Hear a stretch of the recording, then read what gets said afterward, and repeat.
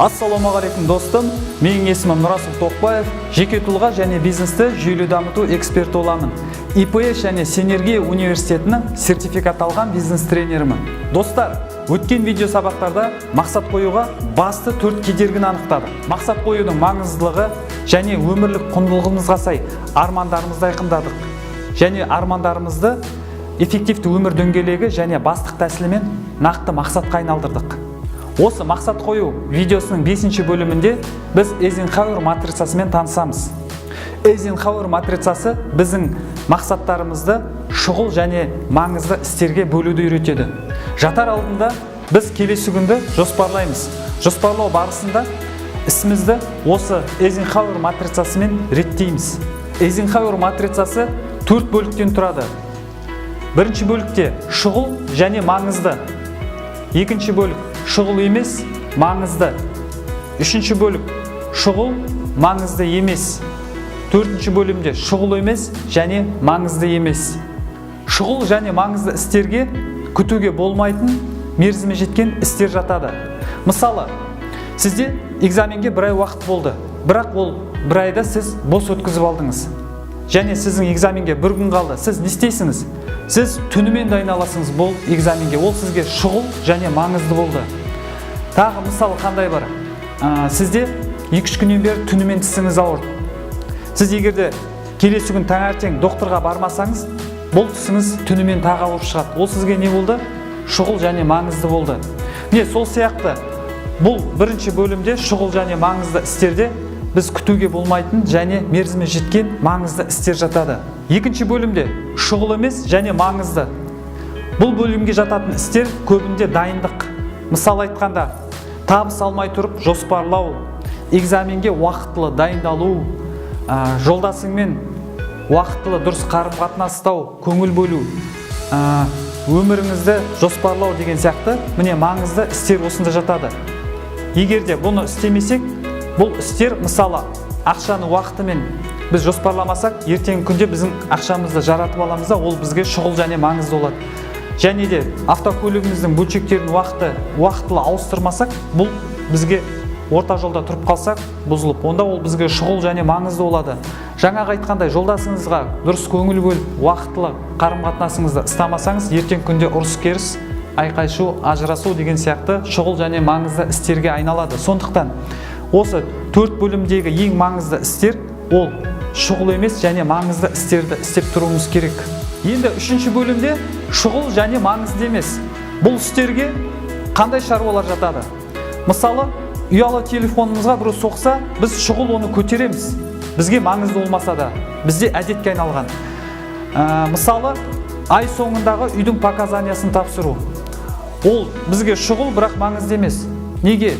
Біз оны, мысалы, жолдасымызға, інімізге, қарындасымызға тапсырсақ болады, тапсыртуға. Мысалы, тағы қандай шаруалар? Кейбір қоғамдық іс-шаралар. Бір кездері біз оны мойнымызға алдық, қатысамыз деп, бірақ бір уақыты келіп, бір іс-шаралар кездеседі. Сол кезде ол бізге шұғыл болады, бірақ маңызды емес. Міне сол сияқты 3-ші бөліктегі істерді біз шамамыз келгенше өзгелермен бөліскеніміз жөн. 4-ші бөлімге шұғыл емес және маңызды емес істер жатады. Бұл істерге мысал айтқанда теледидарды артық қарау, интернет желісінде мақсатсыз отыру, телефонмен бос әңгіме айту деген сияқты істер жатады. Эйзенхауэр матрицасынан түсінгеніміз, бірінші бөлімде шұғыл және маңызды істерді біз әрдайым жасап тұруымыз керек. Шықса тез жасап тастауымыз керек. Екінші шұғыл емес және маңызды істер. Бұл істермен біз әрдайым айналысып тұруымыз керек. Бұл дайындық істері. Егерде біз уақытылы бұл маңызды істерді істемесек, алдағы уақытта ол бізге шұғыл және маңызды іске айналады. 3-ші бөлімде шұғыл және маңызды емес істер. Бұл істерді біз біреулерге тапсырып, немесе бөлісіп тұрғанымыз жөн. 4-ші бөлімдегі істер шұғыл емес және маңызды емес істер. Бұл істермен мүлдем айналыспаймыз. Енді біз мақсатымызды шұғылға және маңыздыға бөлгеннен кейін, анықтағаннан кейін, бізде келесі тәсілге көшеміз. Бұл тәсіл АБС тәсілі. Мысал айтқанда, біз жатарда келесі күнге 10 мақсат жаздық. Келесі күнге 10 мақсат жаздық. Оны шұғыл және маңызды істермен бөліп, анықтап, және оны АБС тәсіліне реттейміз. Мысалы айтқанда, шұғыл және маңызды істерді біз өзіміз істеуіміз керек. Бұл істер Аға жатады, А істері.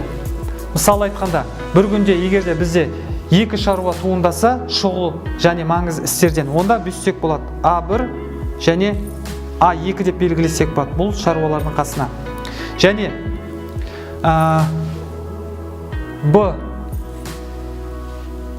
Б-ға шұғыл емес және маңызды істер кіреді.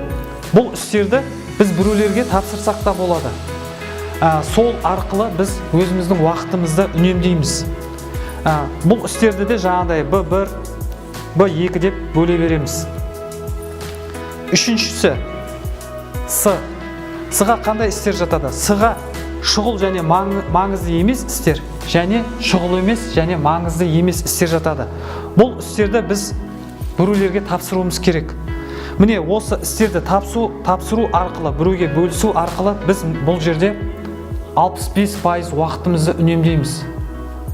Сондықтан біз мақсат қойғанда біз делегировать етіп үйренуіміз керек, біреулерге тапсыруды үйренуіміз керек қазірден. Бұл шұғыл және маңызды емес істерді біреулермен бөлісуіміз керек. Бұл істерде де жаңағыдай С1, С2 қылып, жаңағыдай реттеп жазай береміз. Өзіміздің жаңағы 10 мақсатымызға сай. Достар, жатардың алдында біз бір күндік бүгінгі өзіміздің ісімізді анализ жасаймыз. Орындалғанын және орындалмағанын.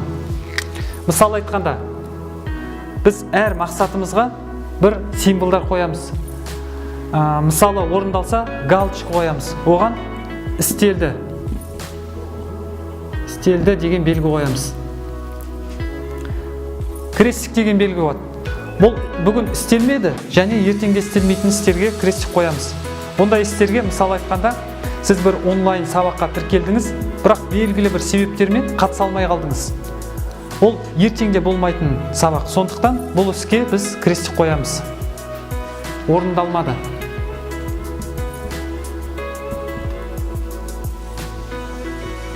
Орындалмады деп белгілейміз.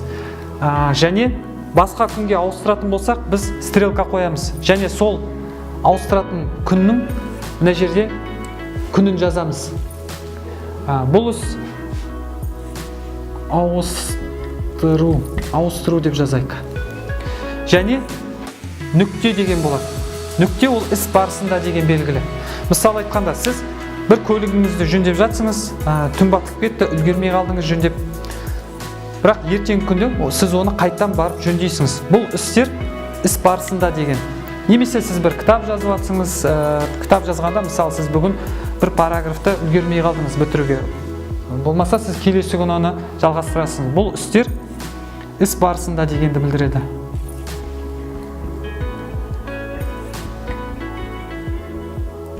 Міне, осы белгілер біздің мақсат қоюымызға көмектесетін символдар. Осыны қолданып, өзіміздің мақсаттарымызды реттейміз. Достар, осымен мақсат қоюдың 5-ші сабағында аяқтадық. Егер де бұл видео сіздерге ұнап жатса, лайк басып, достарыңызбен бөлісіңіз. Келесі видеода кездескенше қош аман болайық.